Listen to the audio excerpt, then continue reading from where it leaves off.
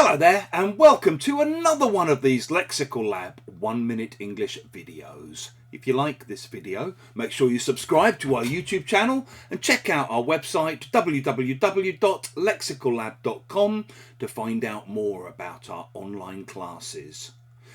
Yesterday morning I ran into a neighbour of mine in the street and we stopped and had a little chat. And as we were chatting, they told me that their son had found a new school. I knew that their son, who's the same age as my son actually, had been struggling in his old school. He'd been picked on a bit, he didn't really feel like he fitted in there, and I knew he wasn't happy there. So I was pleased to hear he'd found somewhere else, and I asked how he was getting on. "Oh, really well," my neighbour told me.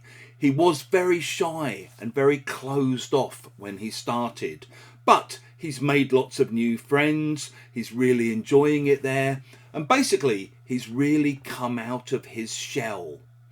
You know, you have these special kinds of crabs, hermit crabs they're called, that can go into their shell to hide or come out of their shell to sort of face the world.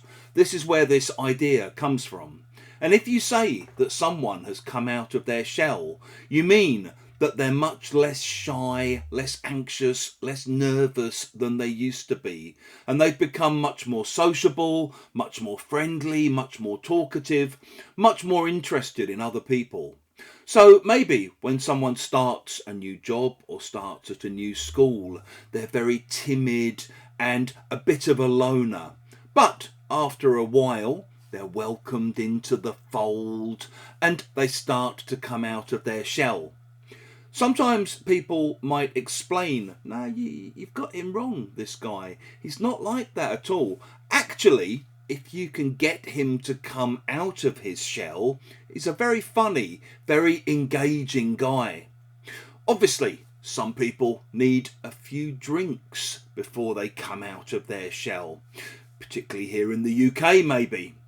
We also have the opposite idea of people going back into their shells or retreating into their shells. So maybe if someone you know has had a bad experience and you want to talk to them about it to find out what happened, maybe the more you try to get them to talk about what's happened to them, the more they retreat into their shell. If you've enjoyed this video, please do click the like button. Please share it on social media with your friends, your students, your colleagues, and in the comment section below, we'd love to see examples of how you might use come out of your shell, crawl back into your shell, retreat into your shell, go back into your shell.